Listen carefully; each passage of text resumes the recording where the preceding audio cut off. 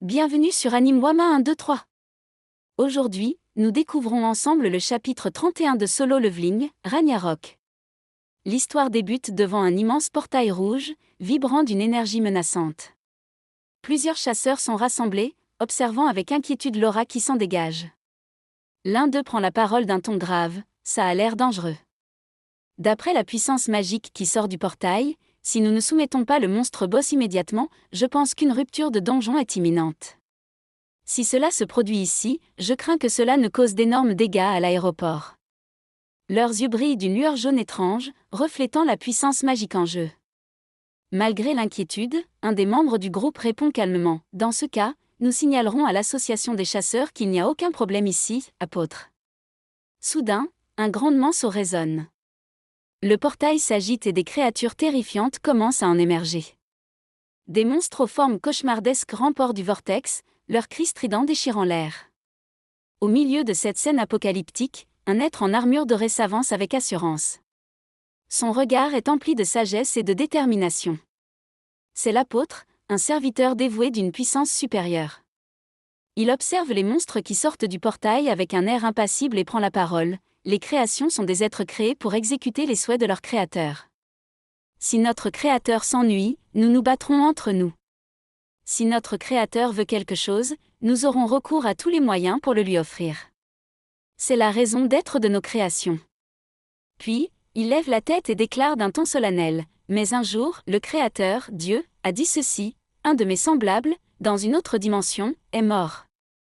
Prenez ceci et apportez-moi les droits du monde qui a perdu son maître. » Son regard devient plus perçant alors qu'il poursuit son récit. Nous avons suivi les paroles de notre Dieu et avons rassemblé de nombreux croyants dans notre monde. Notre armée est ensuite partie pour le monde qui a perdu son maître. Mais le voyage n'a pas été simple. Le transport d'innombrables soldats a nécessité une énergie inimaginable. Le passage dimensionnel était trop étroit pour contenir une telle quantité d'énergie. C'est pourquoi l'armée de Dieu a mis beaucoup de temps à traverser le passage dimensionnel. Une lueur de nostalgie traverse ses yeux tandis qu'il se souvient du passé. L'armée de Dieu, qui n'a pas abandonné, est finalement arrivée au monde qui a perdu son maître. À cet endroit, nous avons vu l'obscurité. Une obscurité noire d'une profondeur insondable. Pendant qu'il parle, une silhouette apparaît derrière lui. Jinwoo. Le chasseur suprême, celui qui a déjà défié l'impossible. Il fixe l'apôtre sans dire un mot. Mais ce dernier continue son récit. Les ténèbres et leur armée possédaient tous une force considérable. Les ténèbres étaient redoutables à bien des égards. Si les soldats de Dieu qui ont combattu les ténèbres sont morts, les ténèbres s'emparaient d'eux et les transformaient en ennemis. Son ton devient plus grave, révélant l'ampleur du danger. Au fur et à mesure que la guerre avançait, d'autres soldats mouraient, et la puissance des ténèbres grandissait au-delà de notre imagination. L'armée de Dieu a été retenue par son momentum, et la guerre qui avait commencé dans le monde qui a perdu son maître a dépassé les limites de la dimension. Il marque une pause avant d'évoquer un moment clé du conflit. L'armée des dieux a sombré dans le désespoir car elle n'a pas réussi à vaincre les ténèbres pendant un long moment. Mais alors, l'envoyé de Dieu, Thiel, a dit quelque chose qui a tout changé. Il ferme les yeux un instant avant de répéter les paroles du légendaire Thiel. C'est une opportunité. Tout comme il nous a fallu beaucoup de temps pour sortir, ceux qui sont sortis des ténèbres du monde qui a perdu son maître ne pourront pas y retourner facilement à cause de l'énorme puissance magique qu'ils possèdent. Je ne sens pas de pouvoir magique chez ceux du monde qui a perdu son maître. Donc si nous utilisons les fils des brumes, nous devrions être en mesure de détruire leur monde de l'intérieur. Soudain, la tension monte. Une brèche s'ouvre dans le sol et les monstres envahissent les lieux. Dans un aéroport bondé, la panique éclate.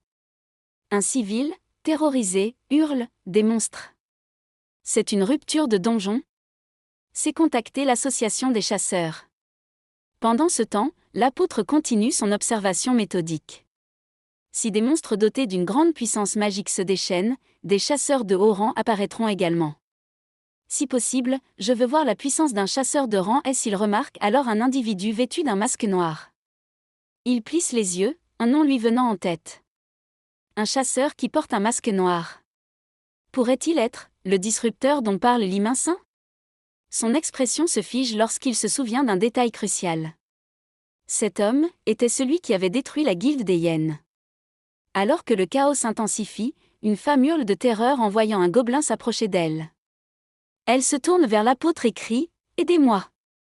Mais l'apôtre l'observe sans bouger, son regard rempli de curiosité. Les créations existent pour le bien du Créateur, Dieu. Je pensais donc que la raison de la vie était uniquement d'exaucer les souhaits de Dieu. Mais pourquoi les humains ont-ils des désirs ? Ces créations ont des désirs que seul le Créateur devrait avoir ? Ces pensées sont interrompues par un cri. Un monstre bondit sur un civil au sol. Mais avant qu'il ne puisse l'atteindre, une silhouette surgit et abat la créature en un instant. Suo.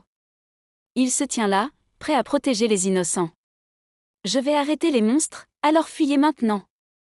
L'apôtre continue d'observer, intrigué par cet homme. Un pressentiment lui traverse l'esprit. Qui est-il vraiment ? La suite dans un prochain épisode sur Anime Wama 1, 2, 3.